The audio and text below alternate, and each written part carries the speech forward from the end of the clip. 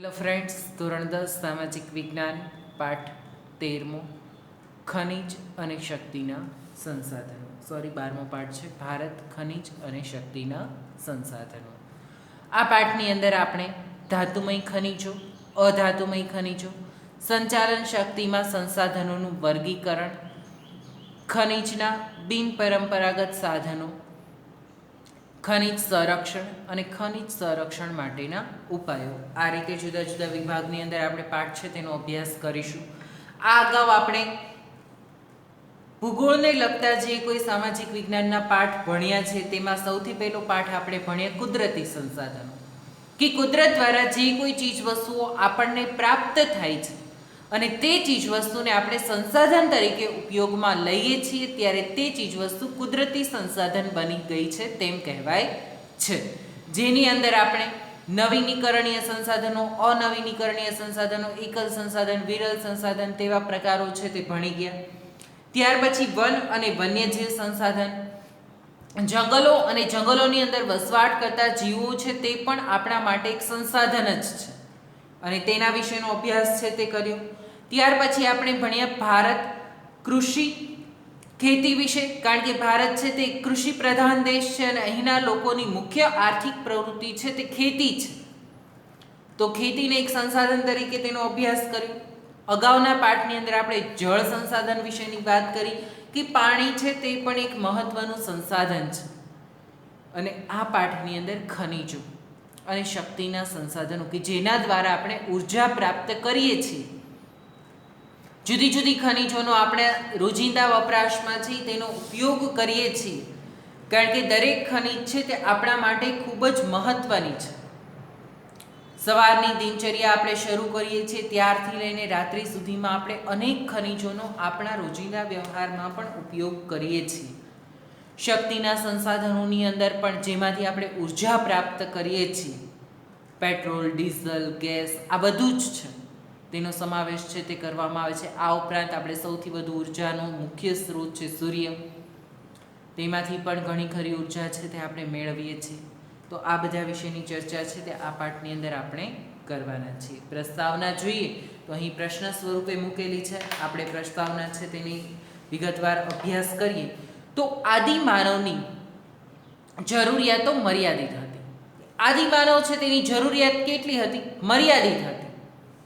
માત્ર તેની જરૂરિયાત શેના પૂરતી હતી? તો કે પોતાના શરીરને ઢાંકવા માટે તે વલ્કલ પહેરતો. વલ્કલ એટલે ઝાડની છાલ અને પાનમાંથી બનાવેલા વસ્ત્ર, બરાબર છે. અને ભૂખ લાગે ત્યારે ખોરાકની શોધમાં આમ તેમ ભટકતો હતો અને ખોરાક પ્રાપ્ત થાય એટલે પૂરું, બરાબર છે. પછી ધીમે ધીમે તે ગુફામાં વસવાટ કરવા લાગ્યો, પરંતુ છતાંય તેની જરૂરિયાત છે તે કેવી હતી? મર્યાદિત હતી. તે માત્ર જીવન ટકાવી રાખવા માટે કાર્ય કરતો હતો. આદિમાનવ છે તે માત્ર પોતાનું અસ્તિત્વ, જીવન ટકી રહે એટલા માટે જ તે કાર્ય કરતો હતો. કાળક્રમે માનવે વિકાસના શિખરો સર કર્યા. માનવીની વિકાસ કૂચમાં ખનિજ સંસાધનોનો મોટો ફાળો છે. ધીમે ધીમે માણસે છે તે વિકાસના શિખરો સર કર્યા. અત્યારે માણસની જરૂરિયાતો વધી ગઈ છે. આપણે 16મા પાઠની અંદર પણ ભણ્યા કે માણસની જરૂરિયાતો કેવી છે? અમર્યાદિત છે.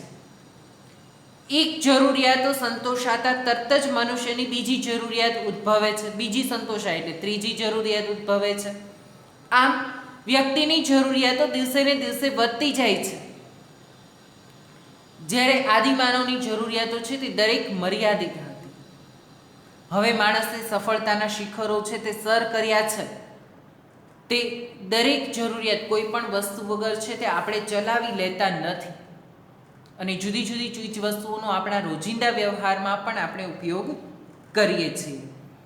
માનવીની વિકાસ કૂચમાં ખનિજ સંસાધનોનો મોટો ફાળો છે અને આપણે જે કંઈ જરૂરિયાતો કે વિકાસ આપણે જે કંઈ કર્યો છે તેમાં ખનિજ સંસાધનો છે તેનો ખૂબ જ મહત્વનો ફાળો છે. ખનિજ એ કુદરતી સંસાધન છે, કુદરતમાંથી જ આપણને પ્રાપ્ત થાય છે. મિત્રો, એક વસ્તુ હંમેશા સમજજો કે દરેક સંસાધન છે ને તે કુદરતી જ છે, કારણ કે મનુષ્ય જન્મે છે ત્યારે તેની સાથે કંઈ લઈને આવતો નથી. કુદરતમાંથી ઉપલબ્ધ દરેક ચીજ વસ્તુઓનો આપણે રોજિંદા વ્યવહારમાં ઉપયોગ કરીએ છીએ તેનું આપણે રૂપાંતર કરેલું છે. તમે સામાન્ય આ પ્રકારની પેન ઉપયોગ કરો છો, બરાબર છે? તો હા, આ પેન છે તે આપણને કુદરતી રીતે સીધી મળતી નથી, કે ઝાડવા ઉપર કે ઉગતી નથી, જમીનમાંથી સીધી નથી પ્રાપ્ત થતી, પરંતુ એ પેનની અંદર વપરાયેલી ધાતુ, પ્લાસ્ટિક, શાહી, આ દરેક ચીજ વસ્તુ બનાવવા પાછળ આપણે જે કોઈ ચીજ વસ્તુનો ઉપયોગ કરીએ છીએ તે ક્યાંથી મળે છે? આપણને કુદરતમાંથી મળે છે. તો આ ખનિજો છે તે પણ કુદરતી સંસાધન છે, કુદરતમાંથી આપણને પ્રાપ્ત થાય છે. માનવીની વિકાસ યાત્રાને વિવિધ તબક્કાઓમાં વહેંચવામાં આવે છે, જેમ કે પાષાણ યુગ. પાષાણ યુગ એટલે કયો સમયગાળો? જે સમયગાળા દરમિયાન માણસ માત્ર પથ્થરનો જ ઉપયોગ કરતો હતો, પોતાના રક્ષણ માટે કે અન્ય કોઈ કારણ માટે તે પથ્થરનો જ ઉપયોગ છે તે કરતો હતો, એટલે એ સમયગાળો છે તેને પાષાણ યુગ કહેવામાં આવે છે. બીજો પાષાણ યુગ પછીનો સમયગાળો છે તે તામ્ર યુગ. સૌથી પહેલા મનુષ્ય છે તે ધાતુ તરીકે ધાતુનો ઉપયોગ કરવામાં આવ્યો, ત્યારે પહેલી ઉપયોગમાં લેવાયેલી ધાતુ છે તે તાંબાની ધાતુ હતી. તાંબાની ધાતુને એક મહત્વનો ગુણધર્મ એ છે કે તેને જુદા જુદા આકારમાં સરળતાથી ઢાળી શકાય છે. તેને ટીપીને અલગ અલગ આકાર છે તે આપી શકાય છે. એટલે સૌથી પહેલી મનુષ્યએ ધાતુમાં ઉપયોગ કર્યો તો તાંબાની ધાતુ, ત્યાર પછી કાંસુ અને પછી લોહયુગ. એટલે કે અત્યારનો આધુનિક સમયગાળો છે તેમાં પછી માણસે લોહયુગ અને અત્યારે ખનિજ યુગ, બધી જ ધાતુઓનો ઉપયોગ છે તે આપણે કરીએ છીએ. એટલે જેમ કે પાષાણ યુગ, તામ્રયુગ, કાંસ્ય યુગ, લોહયુગ અને આધુનિક સમયગાળો એટલે કે અણુયુગ કે ખનિજ યુગ પણ એને કહી શકીએ આપણે.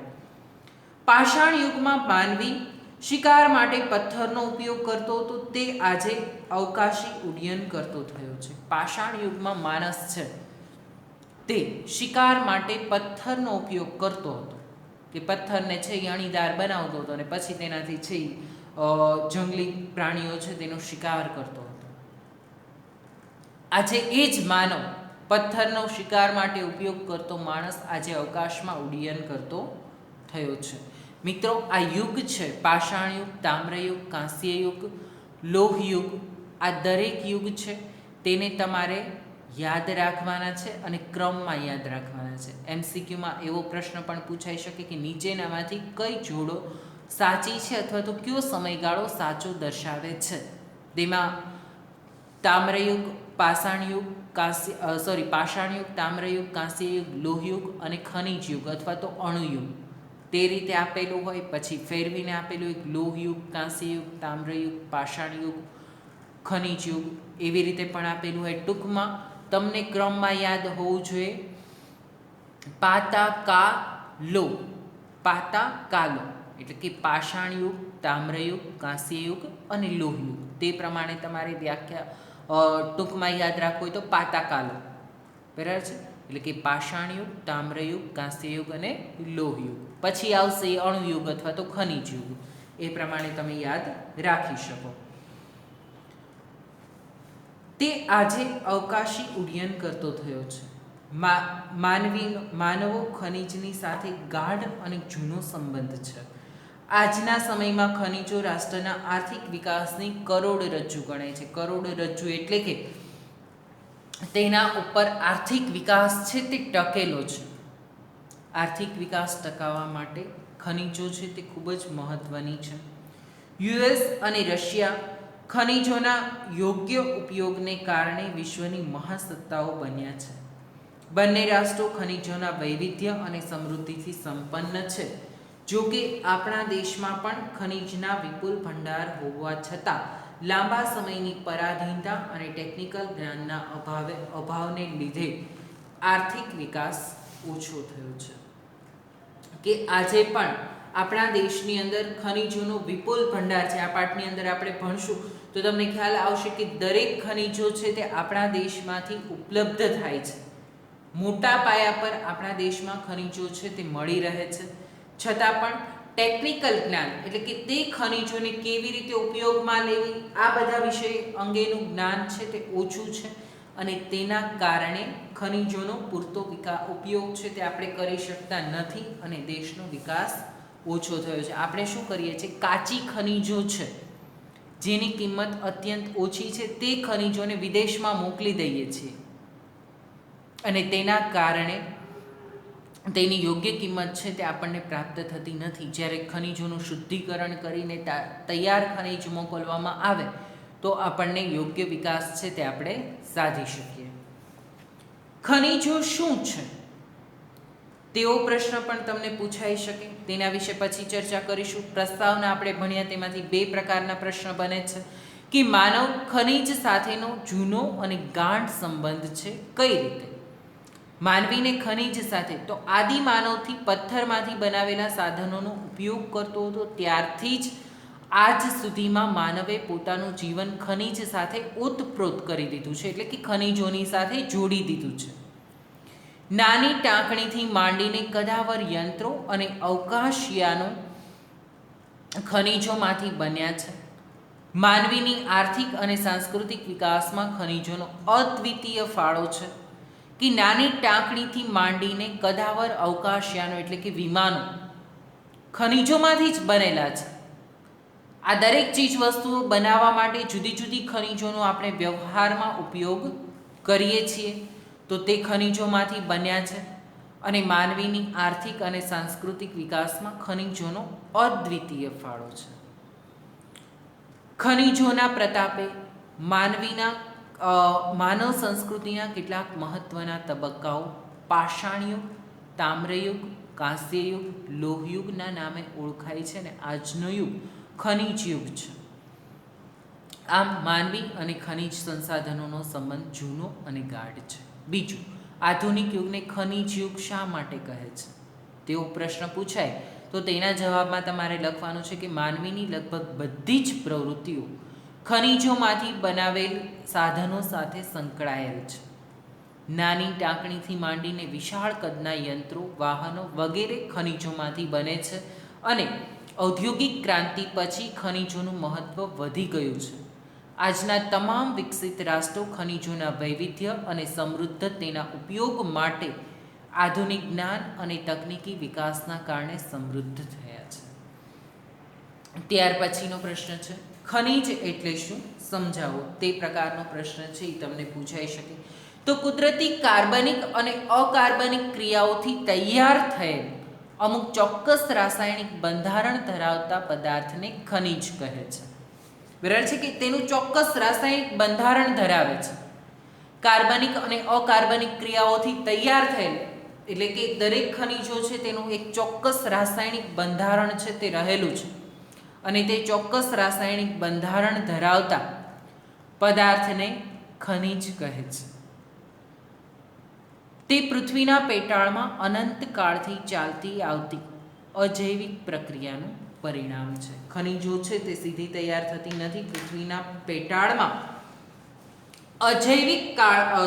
અનંતકાળથી ચાલી આવતી અજૈવિક પ્રક્રિયા છે તેના પરિણામે ખનિજો તૈયાર થાય છે.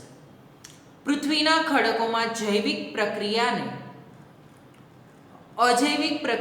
કારણે રચાયેલા ચોક્કસ રાસાયણિક ગુણધર્મો, બંધારણ અને વિશિષ્ટ અણુરચના ધરાવતા ઘન, પ્રવાહી કે વાયુ સ્વરૂપના પદાર્થને ખનિજ કહે છે. તે તેની બીજી વ્યાખ્યા છે.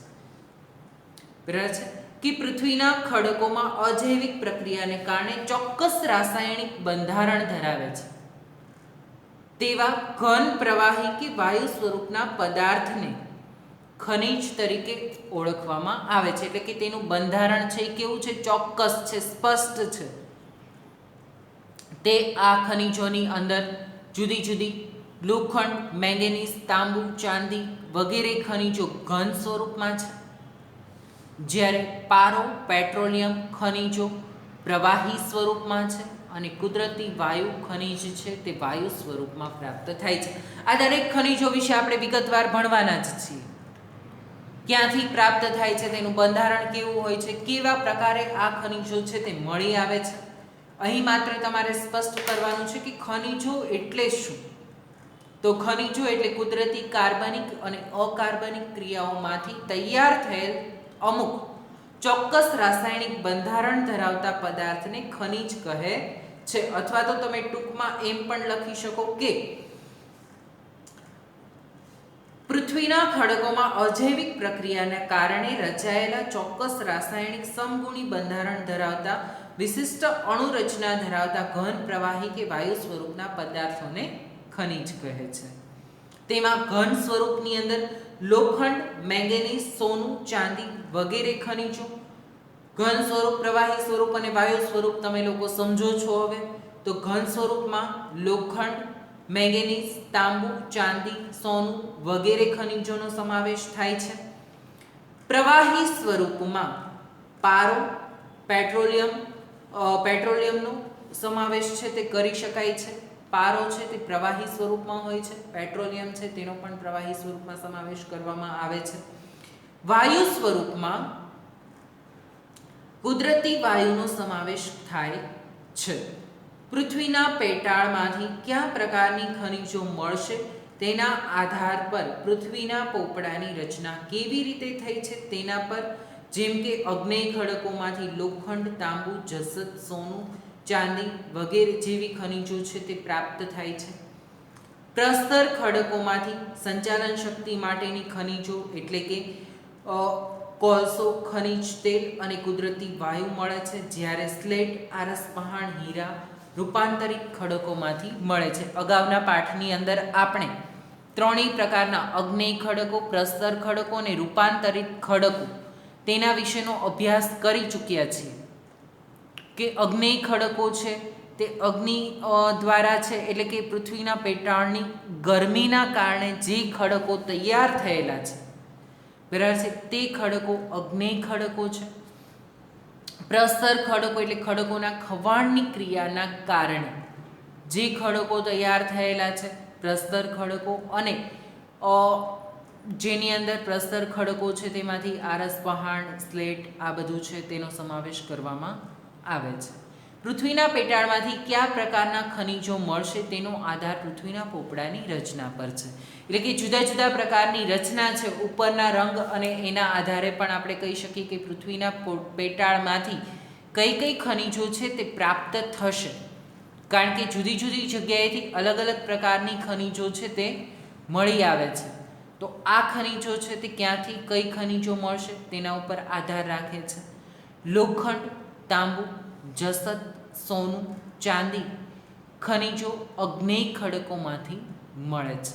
બરાબર છે કે અગ્નેય ખડકોમાંથી કઈ કઈ ખનિજો મળે છે? તો સૌથી પહેલાં તો લોખંડ, તાંબુ, જસત, સોનું આ બધી ખનિજો છે તે અગ્નેય ખડકો દ્વારા પ્રાપ્ત થાય છે. પછી ખનિજ તેલ, કુદરતી વાયુ ખનિજો પ્રસ્તર ખડકોમાંથી પ્રાપ્ત થાય છે કે પ્રસ્તર ખડકોમાંથી ખનિજ તેલ જેમાંથી આપણે પેટ્રોલિયમ પેદાશો છે તે પ્રાપ્ત કરીએ છીએ તે. ત્યારબાદ આરસ પહાણ, સ્લેટ, હીરા વગેરે ખનિજો રૂપાંતરિત ખડકોમાંથી મળે છે. એટલે કે અગ્નેય ખડકો અને પ્રસ્તર ખડકો છે તેના જુદા જુદા ખડકો છે તે જુદા જુદા ભાગમાં વિભાજિત થઈને પછી જે ખનિજ રચાય છે તે રૂપાંતરિત ખડક છે. અને આ ખડકોમાંથી આરસ પહાણ, સ્લેટ, હીરા આ બધી ખનિજો છે તે પ્રાપ્ત થાય છે. ખનિજોનું વર્ગીકરણ ખાલી જગ્યા, જોડકા, એમસીક્યુ સ્વરૂપે છે તે પૂછાઈ શકે કે કઈ કઈ રીતે ખનિજોનું વર્ગીકરણ. તો મુખ્ય ખનિજોને 3 ભાગમાં વિભાજિત કરવામાં આવે છે, જેમાં ધાતુમય ખનિજો, અધાતુમય ખનિજો અને સંચાલન શક્તિ માટે ઉપયોગમાં લેવાતી ખનિજો. બરાબર છે. ધાતુમય ખનિજો એટલે કે જે ધાતુનું બંધારણ ધરાવે છે તે પ્રકારની ખનિજો, અધાતુમય ખનિજો અને સંચાલન શક્તિ માટે ઉપયોગમાં લેવાતી ખનિજો કઈ? તો જે ખનિજોમાંથી ઉર્જા પ્રાપ્ત થતી હોય તે ખનિજોને સંચાલન શક્તિ માટે ઉપયોગમાં લેવાતી ખનિજોમાં સમાવિષ્ટ કરવામાં આવે છે. હવે કઈ કઈ ખનિજમાંથી ઉર્જા પ્રાપ્ત થાય છે? તો કે કોલસો. કોલસામાંથી આપણે કઈ રીતે ઉર્જા પ્રાપ્ત કરીએ છીએ? તો કોલસાનું દહન કરીને તેમાંથી તાપ વિદ્યુત છે તે મેળવવામાં આવે છે. ખનિજ તેલ, તો ખનિજ તેલનું વિભાગીય નિસ્યંદન કરીને તેમાંથી પેટ્રોલ, કેરોસીન, ડીઝલ આ બધું છે તે પ્રાપ્ત કરવામાં આવે છે. વાહનોના ઈંધણ તરીકે આપણે તેનો ઉપયોગ કરીએ છીએ. કુદરતી વાયુ, નેચરલ ગેસ, તો કુદરતી વાયુ છે તેનો પણ અત્યારે વાહનોના ઈંધણ તરીકે ઉપયોગમાં છે તે લેવામાં આવે છે. યુરેનિયમ અને થોરિયમ બંને પરમાણુ ઉર્જા છે તે ધરાવે છે અને તેનો વિસ્ફોટ કરવાથી પ્રચંડ ઉર્જાનો સ્ત્રોત છે તે પ્રાપ્ત થાય છે. એટલા માટે તેમાંથી પણ આપણને છે તે ઉર્જા પ્રાપ્ત થાય છે. એટલે આ બધી જ ખનિજો છે તે સંચાલન શક્તિ માટે ઉપયોગમાં લેવાતી ખનિજો છે. હવે જોઈએ અધાતુમય ખનિજો. તો અધાતુમય ખનિજોની અંદર કઈ કઈ ખનિજોનો સમાવેશ થાય છે? તો ચૂનાના પથ્થર, ચોક, એસ્બેસ્ટોસ, અબ્રક, ફ્લોરસ્પાર, જીપ્સમ એટલે કે ચિરોડી, સલ્ફર એટલે કે ગંધક અને હીરા. હા મિત્રો, હીરા છે તેનો સમાવેશ અધાતુમય ખનિજોમાં થાય છે. ખાસ યાદ રાખજો, બહુ કન્ફ્યુઝ કરે એવો પ્રશ્ન છે હીરાનો સમાવેશ, કારણ કે હીરાનું બંધારણ તો એકદમ કડક હોય છે. છતાં પણ આપણે એમ વિચારીએ કે હીરાનું બંધારણ કડક હોય તો પછી એનો સમાવેશ છે તે અધાતુમય ખનિજોમાં કેમ કરવામાં આવે છે? પણ એનો સમાવેશ છે તે અધાતુમય ખનિજોની અંદર કરવામાં આવે છે તેના બંધારણના આધારે. એટલે અધાતુમય ખનિજોમાં યાદ રાખજો ચોક, ચૂનાના પથ્થર, એસ્બેસ્ટોસ, અબ્રક, ફ્લોરસ્પાર, જીપ્સમ એટલે કે ચિરોડી, સલ્ફર એટલે કે ગંધક અને હીરા. હવે ધાતુમય ખનિજો. ધાતુમય ખનિજોને 4 વિભાગમાં વિભાજિત કરવામાં આવે છે. જેમાં પહેલો વિભાગ છે કિંમતી ધાતુમય ખનિજો, જે ધાતુઓની કિંમત ખૂબ જ વધારે છે. બરાબર છે? પ્રમાણમાં જે ધાતુ મોંઘી છે અને ઓછા પ્રમાણમાં ઉપલબ્ધ થાય છે તેવી ધાતુઓ કિંમતી ધાતુમય ખનિજો, જેમાં સોનું, ચાંદી અને પ્લેટિનમ. સોનું અને ચાંદીથી તમે પરિચિત છો. પ્લેટિનમ સોના કરતાં પણ વધારે મોંઘી ધાતુ છે. બરાબર છે? એટલે કિંમતી ધાતુમય ખનિજોની અંદર સોનું, ચાંદી અને પ્લેટિનમ. પ્લેટિનમ છે તે ચાંદી જેવું સિલ્વર કલરનું દેખાતું હોય છે, પરંતુ આ ધાતુ છે તે સોના કરતાં પણ વધુ કિંમતી હોય છે અને મોંઘી પણ હોય છે. તો ધાતુમય ખનિજો, કિંમતી ધાતુમય ખનિજોની અંદર સોનું, ચાંદી અને પ્લેટિનમ. બીજું હલકી ધાતુમય ખનિજો, એટલે કે જે ધાતુમય ખનિજો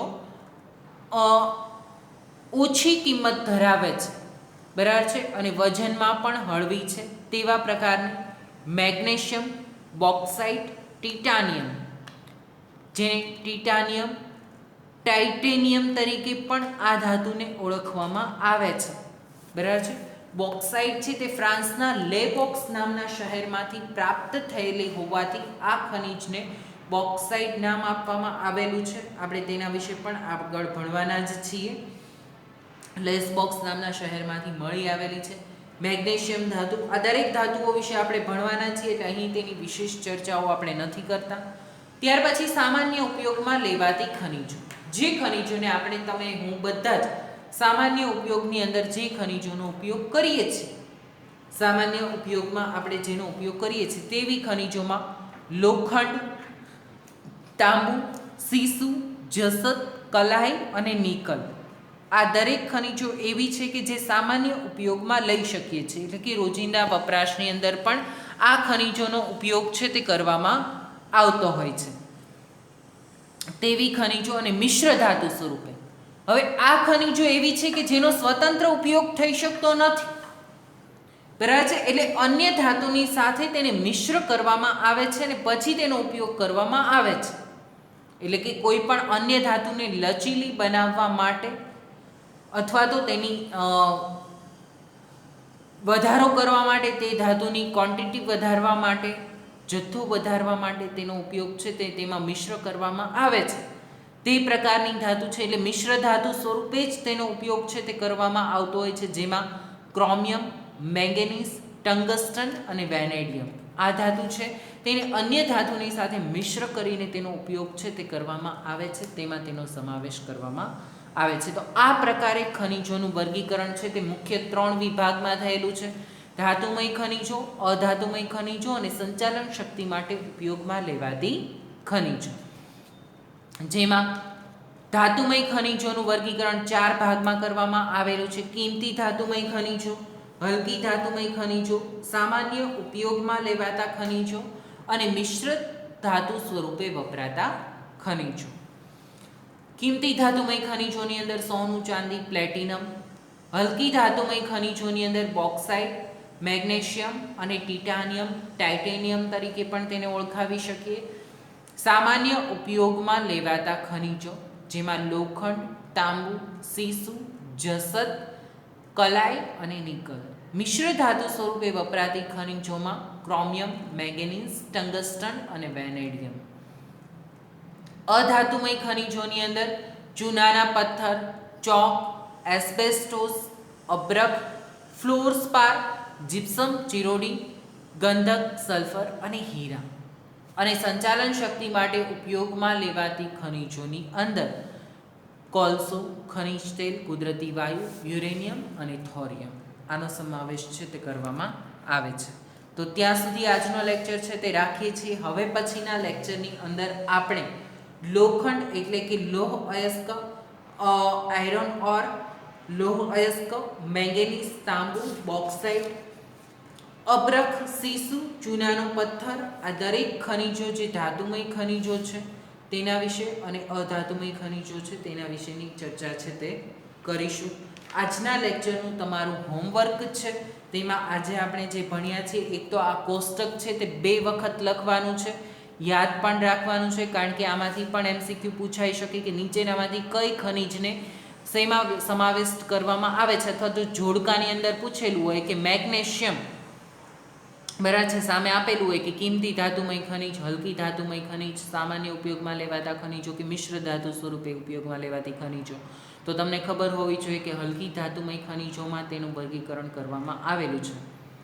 ક્રોમિયમ તો મિશ્ર ધાતુ સ્વરૂપે, એટલે એટલા માટે આ કોષ્ટક 2 વખત લખવાનું છે. પછીનો પ્રશ્ન લખવાનો છે તમારે ખનિજ એટલે શું સમજાવો. તમને પાઠ્યપુસ્તકમાં પણ આ પ્રશ્નનો જવાબ છે તે આપેલો છે, એ પ્રકારે પણ તમે લખી શકો, પરંતુ વ્યવસ્થિત રીતે વિગતવાર તેનો જવાબ છે તે લખવાનો છે. ખનિજ એટલે શું એ તમને યાદ હોવું જોઈએ, તેની વ્યાખ્યા પણ તમને ખબર હોવી જોઈએ કે કુદરતી કાર્બનિક અને અકાર્બનિક ક્રિયાઓથી તૈયાર થયેલ અમુક ચોક્કસ રાસાયણિક બંધારણ ધરાવતા પદાર્થને ખનિજ કહેવામાં આવે છે. તે પૃથ્વીના પેટાળમાં અનંતકાળથી ચાલતી અજૈવિક પ્રક્રિયાનું પરિણામ છે. લોખંડ, મેંગેનીઝ, તાંબુ, ચાંદી વગેરે ખનિજો ઘન સ્વરૂપમાં છે. પારો, પેટ્રોલિયમ ખનિજો પ્રવાહી સ્વરૂપમાં છે અને કુદરતી વાયુ ખનિજ છે તે વાયુ સ્વરૂપમાં છે. ખનિજો છે તે કયા સ્વરૂપમાંથી ઉપલબ્ધ થાય છે તે પણ તમને ખબર હોવી જોઈએ. કુદરતી વાયુ તો તમને તરત ખ્યાલ આવી જાય કે વાયુ સ્વરૂપમાં હશે, પરંતુ પ્રવાહી અને ઘન સ્વરૂપમાં તમને ખબર હોવી જોઈએ કે પ્રવાહી સ્વરૂપમાં કઈ કઈ ખનિજો પ્રાપ્ત થાય છે. તો જે ખનિજો છે તે પ્રવાહી સ્વરૂપમાં, જેમ કે પેટ્રોલિયમ, પારો પણ પ્રવાહી સ્વરૂપમાં જ પ્રાપ્ત થાય છે. લોખંડ, તાંબુ, મેંગેનીઝ, ચાંદી વગેરે ખનિજો છે તે ઘન સ્વરૂપમાં છે. આ સિવાય પણ મોટાભાગની ખનિજો ઘન સ્વરૂપમાં જ પ્રાપ્ત થાય છે. તો એ પણ તમારે વ્યવસ્થિત યાદ રાખવાનું છે. પૃથ્વીના પેટાળમાંથી કયા ખનિજો ક્યાંથી મળશે તેનો આધાર પૃથ્વીના પોપડાની રચના પર છે, જેમ કે લોખંડ, તાંબુ, જસત, સોનું, ચાંદી વગેરે અગ્નેય ખડકોમાંથી. કઈ ખનિજો કેવા ખડકમાંથી મળે છે તે પણ યાદ રાખવું પડશે.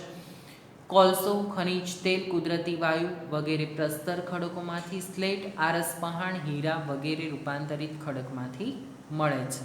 અને ત્યાર પછીના 2 પ્રશ્નના જવાબ લખવાના છે તમારે, જે પ્રસ્તાવનામાંથી આપણે પ્રશ્નો કાઢેલા છે તે કે માનવીને ખનિજ સાથે જૂનો અને ગાઢ સંબંધ છે કઈ રીતે.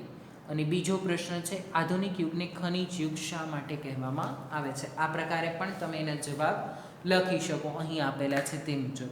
તો આ 4 પ્રશ્નોના જવાબ છે તે તમારે 3 પ્રશ્નો છે. પહેલો પ્રશ્ન, ખનિજ માનવીને ખનિજ સાથેનો સંબંધ જૂનો અને ગાઢ છે કઈ રીતે. આધુનિક યુગને ખનિજ યુગ શા માટે કહે છે. ખનિજ એટલે શું સમજાવો. અને ખનિજોનું વર્ગીકરણ કોષ્ટક છે તે 2 વખત લખવાનું છે. પ્રશ્નના જવાબ એક વાર લખવાના છે. ત્યાં સુધી રાખીએ છીએ. Thank you.